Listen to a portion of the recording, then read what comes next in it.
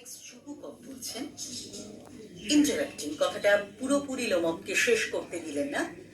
তিনি বলছেন, মাই ডিয়ার ফেলো, আমার প্রিয় পাত্র, I am so glad and so on. আমি এত খুশি হয়েছি এবং ইত্যাদি এইভাবে আনন্দিত হয়েছি। ইয়েস ইনডিড, সত্যি একদম বস্তুত এই ধরনের ব্যাপার স্যাপার অল দ্যাট শর্ট অফ, এবং এই ধরনের ব্যাপার স্যাপারে আমি এত খুশি হয়েছি, এত আনন্দিত হয়েছি। Embrace and kisses Lomov. লোমককে তিনি জড়িয়ে ধরলেন এবং চুম্বন করলেন। তিনি এত আনন্দ পেয়েছেন চুবুকভ লোমোভের এই প্রস্তাবে। I have been hoping for it for a long time. আমি এটার জন্য দীর্ঘদিন অপেক্ষা করছিলাম, এরম একটা কথার জন্য, এরম একটা প্রস্তাবের জন্য। It's been my continual desire. এটা আমার একটা অনেক দিনের ইচ্ছে ছিল এরকম একটা কথা শুনে। তিনি বলতে বলতে আনন্দে আবেগে এক ফোঁটা চোখের জল ফেললেন, আনন্দাশ্রু ফেললেন। And I have always loved you. এবং আমি সব সময় তোমাকে ভালোবাসি, মাই এঞ্জেল, আমার দেবদূত। As if you were my own son. যেন তুমি আমার নিজের ছেলে, আমি তোমাকে নিজের ছেলে বলেই মনে করি এবং তোমাকে আমি ভীষণ ভালোবাসি। May God give you both his help and his love and so on. ভগবান তোমাকে তার ভালোবাসা এবং তার সাহায্য দুটোই দিন। And I did so much hope. এবং আমি যথেষ্ট আশা করেছিলাম। What am I behaving in this idiotic way for? আমি এই ধরনের বোকার মতো আচরণ কেন করছি? I am off my balance with joy. আমি আনন্দে নিজের ভারসাম্য হারিয়ে ফেলছি। Absolutely off my balance. আমি সত্যিকারে আমার ভারসাম্য হারিয়ে ফেলছি। With all my soul. আমি আমার মন প্রাণ দিয়ে বলছি, আমি আমার সমস্ত মন দিয়ে প্রাণ দিয়ে কথাটা বলছি। I will go and call Natasha and all that. আমি এক্ষুনি যাচ্ছি, আমার মেয়ে নাতাশাকে ডেকে দিচ্ছি এবং এই সময় নাতাশা তার মেয়ে, তিনি নাতালিয়াকে নাতাশা বলে ডাকেন এবং তিনি বললেন, আমি এক্ষুনি নাতাশাকে আমার মেয়েকে ডেকে দিচ্ছি। লোমক গ্রেটলি মুভড, ভীষণভাবে আপ্লুত হয়ে, honour Stefan Stefanovich, do you think I may count on her consent? Honour Stefanovich, সম্মানীয় স্টেফানোভিচ, আপনি কি মনে করেন যে আপনার কন্যা নাতালিয়ার উত্তরের জন্য আমি ভরসা করতে পারি? তার কনসেন্ট, তার যে সে যে কথাটা বলবে, সম্মতি দেবে, তার উপরে ভরসা করতে পারি? যুবকম, why of course my darling. কেন নয়, নিশ্চয়ই আমার প্রিয় পুত্র, প্রিয় পাত্র। And as if she wouldn't consent. এবং সে সম্মতি তো দেবে। She is in love. সে সবসময় একটা ভালোবাসার মধ্যে রয়েছে। Egad, she is like a lovesick cat.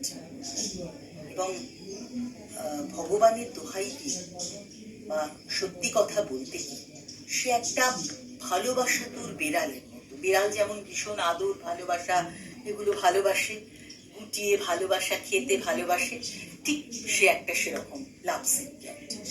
সম্মতি দেবে না, এটা হয় নাকি? সান্ট বি লং এক্সিট। সে এক্ষুনি এলো বলে তিনি মঞ্চ থেকে প্রস্থান করলেন। যুবকব চলে গেলেন তার মেয়েকে ডাকতে মঞ্চ থেকে। লোমক, ইটস কোল্ড, ভীষণ ঠান্ডা। I am trembling all over. আমি আমার সারা শরীর প্রচন্ড কাঁপছে। Just as if I would got an examination before me. যেন আমার সামনে একটা পরীক্ষা রয়েছে এরকম মনে হচ্ছে। দ্য গ্রেট থিং ইজ, সব থেকে বড় কথা হলো, I must have my mind made up. আমার মনটাকে ঠিক করতে হবে। সব থেকে যেটা বড় কথা, আসল কথা হলো, আমার মনটাকে ঠিক করতে হবে। If I give my self time to think, যদি আমি নিজেকে ভাববার সময় দিই, টু একটু হেজিটেট, দ্বিধান্বিত হওয়ার সময় দিই, টু টক আ লট, অনেক কিছু কথা বলার সময় দিই নিজেকে, to look for an ideal, আমি একটা আদর্শের খোঁজ করি, অর ফর রিয়েল লাভ, যদি একটা সত্যিকারের ভালোবাসার খোঁজ করি, then I will never get married, তাহলে আমি আর কোনোদিন বিয়ে করতে পারবো না। বাট ইটস কোল্ড, বাড়ি প্রচন্ড ঠান্ডা। Natalia Stepanovna is an excellent housekeeper. Natalia Stepanovna একজন চমৎকার গৃহকর্ম নিপুণা মহিলা। নট ব্যাড লুকিং, দেখতে খুব খারাপ সে নয়। ওয়েল এডুকেটেড, যথেষ্ট শিক্ষিতা, সুশিক্ষিতা। What more I do want? What more do I want? এর থেকে বেশি আমার আর কি চাই? But I am getting a noise in my ears from excitement. কিন্তু আমি আমার কানের ভেতর থেকে একটা শব্দ, বো বো করে একটা শব্দ শুনতে পাচ্ছি। কানের ভেতর আমাদের হয় না অনেক সময় নার্ভাসনেসে কানের ভেতরটা কেমন একটা বো বো করে, মাথা ঘুরে, উত্তেজনায়, সেরকম কানের ভেতর থেকে সে একটা বো বো করে শব্দ পাচ্ছে। ড্রিঙ্কস, সে জল খেলো। And it's impossible for me not to marry, এবং এটা আমার কাছে একেবারে অসম্ভব বিয়ে না করাটা। ইন দ্য ফার্স্ট প্লেস, প্রথম কথা বলতে গেলে, প্রথমত দেখতে গেলে, আই এম অলরেডি 35, আমার 35 বছর হয়ে গেছে।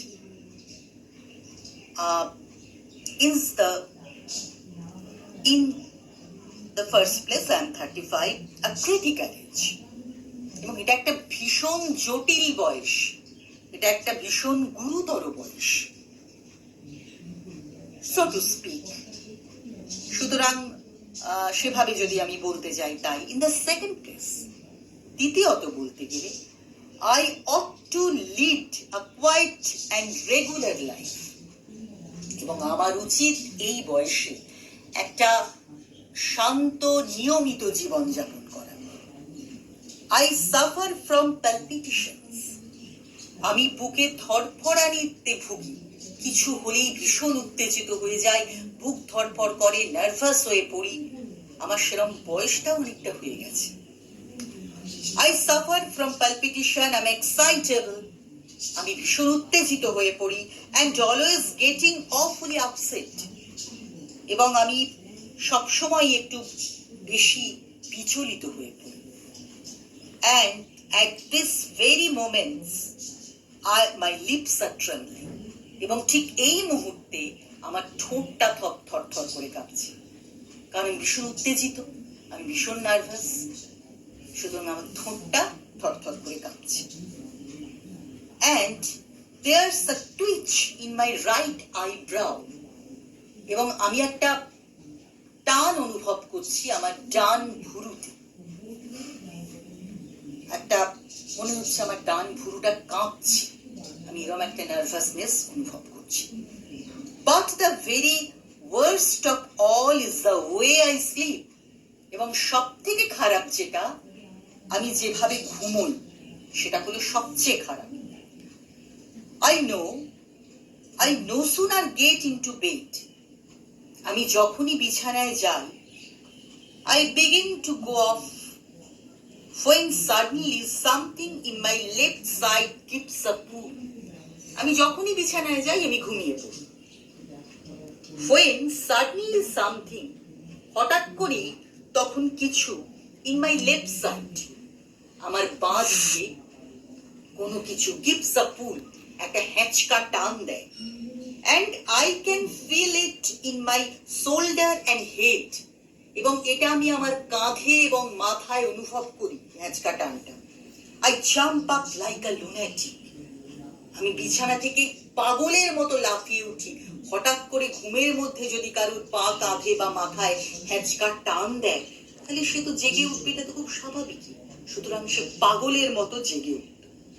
ওয়াক অ্যাবাউট আ বিট, কিছুক্ষণ হাঁটা চলা করি এটাকে কাটাবার জন্য। অ্যান্ড লাই ডাউন এগেইন, আবার শুই। But as soon as I begin to get of to sleep, আবার আমি যখন ঘুমোতে যাই, ঘুমিয়ে পড়ি, there's another pull, আবার একটা হ্যাঁচ কাটা, and this may happen 20 times, এবং এটা আমার এরকম 20 বার হতে পারে ঘুমের মধ্যে। তাহলে একটা মানুষ কি করে ঘুমোয়? সুতরাং সে প্রচন্ড উত্তেজনায়, প্রচন্ড নার্ভাসনেসে, তার পালপিটেশন নিয়ে সে এত বিব্রত, তার 35 বছর বয়স হয়ে গেছে, এটা একটা গুরুতর বয়স, এই সব কিছু জটিলতা মিলিয়ে সে আর চাইছে না বেশি ভাবতে, বেশি কথা বলতে, বেশি হেজিটেট করতে। সে চাইছে বিয়েটা করতে, এবং নাতালিয়াই সেক্ষেত্রে কিন্তু তার সব থেকে উপযুক্ত পাত্রী, কারণ একদম নিখুঁত মনের মতো পাত্রী খুঁজতে গেলে সে আর বিয়ে করতে পারবে না, তার বয়সটা আরো বেড়ে যাবে, সে আরো অসুস্থ হয়ে পড়বে। সুতরাং সে চাইছে তার মনটাকে ঠিক করে নিতে এবং নাতালিয়াকেই বিয়ে করতে। আজকে তাহলে এই অবধি। এবারে তোমাদের এটা পড়ার সুবিধের জন্য আমি কিছু ওয়ার্ড মিনিং তোমাদের দিয়ে দিই, যেগুলো সাহায্যে পড়লে তোমাদের এটা সহজ হয়ে যাবে। এখানে ওয়ার্ডগুলো খুবই সহজ, কঠিন সেরকম কিছু নেই। নাটকটার মধ্যে কাজে বোঝার খুব একটা সমস্যা তোমাদের হবে না। তবুও কিছু কঠিন ওয়ার্ডের মধ্যে আমি যেগুলো পেয়েছি আমি দিয়ে দিচ্ছি, এগুলো সাহায্য নিয়ে তোমরা পড়ো, দেখবে ব্যাপারটা অনেক সোজা হয়ে গেছে। যদি আমাকে ঠিক মতো এতক্ষণ ফলো করে থাকো, টেক্সট বুকটা ফলো করে থাকো, আমার মনে হয় তোমাদের বাড়িতে এটা পড়তে খুব একটা প্রবলেম হবে না। ওয়ার্ড মিনিং গুলোর সাহায্য নিয়ে তোমরা পড়ো এবং ভালো করে বোঝো ব্যাপারটা।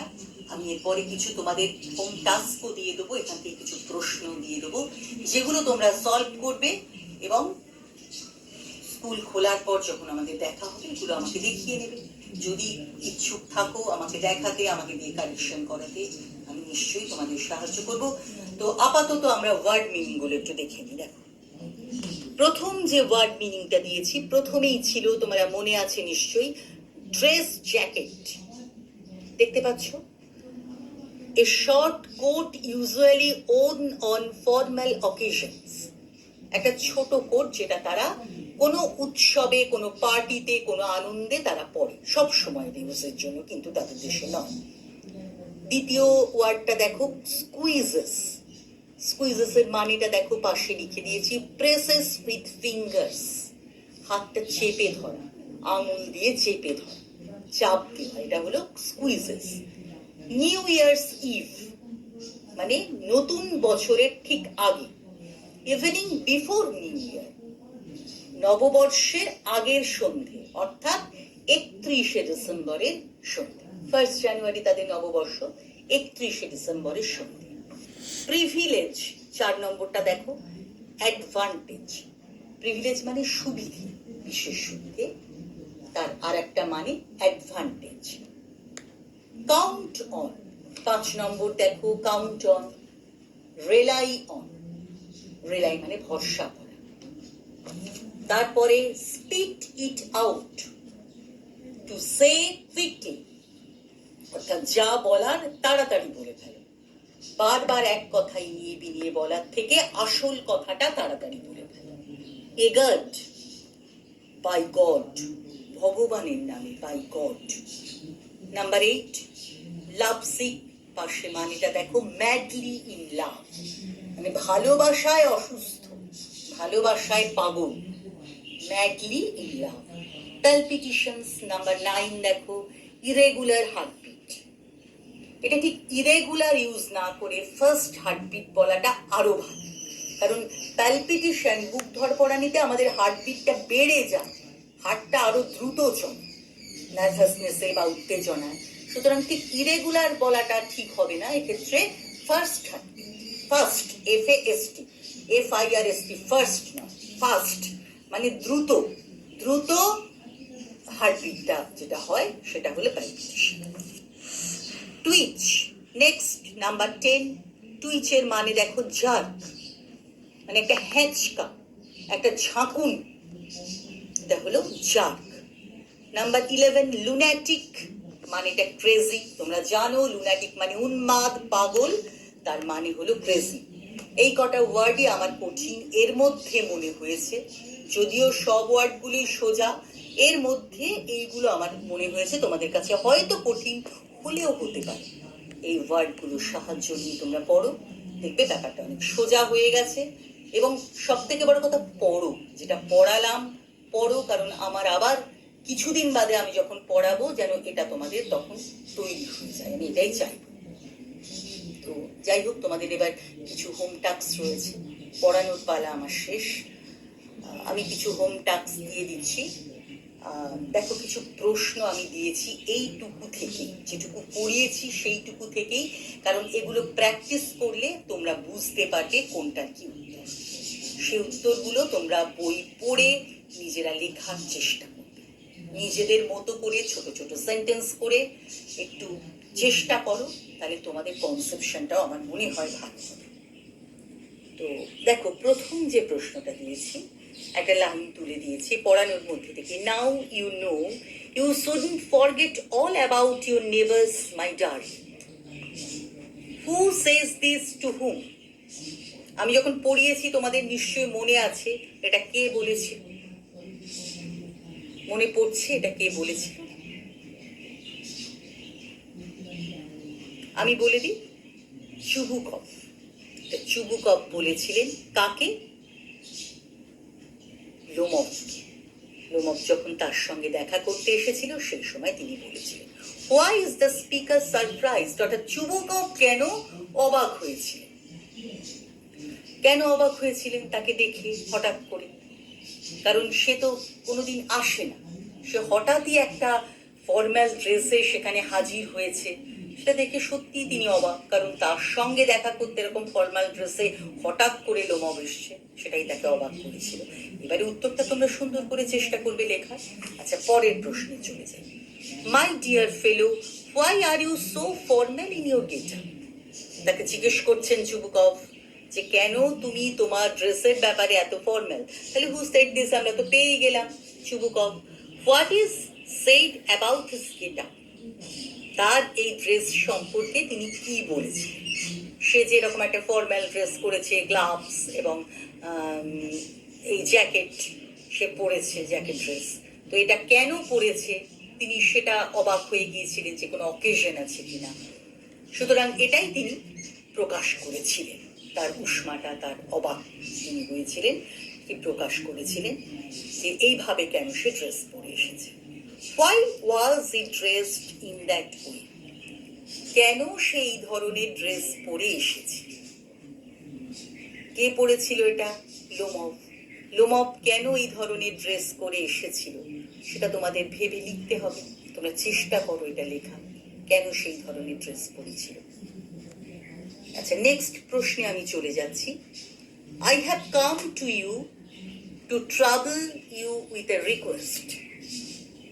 আমি তো আপনার কাছে এসেছি আপনাকে বিব্রত করতে, একটা অনুরোধ। Who said this? জানো এসেছিল কে? তোমরা তো জানো। আমি এতক্ষণ যখন পড়ালাম, যদি মন দিয়ে তোমরা পড়াটা শুনে থাকো তোমরা বুঝতেই পারছো কে এসেছিল। লোমভ এসেছিল।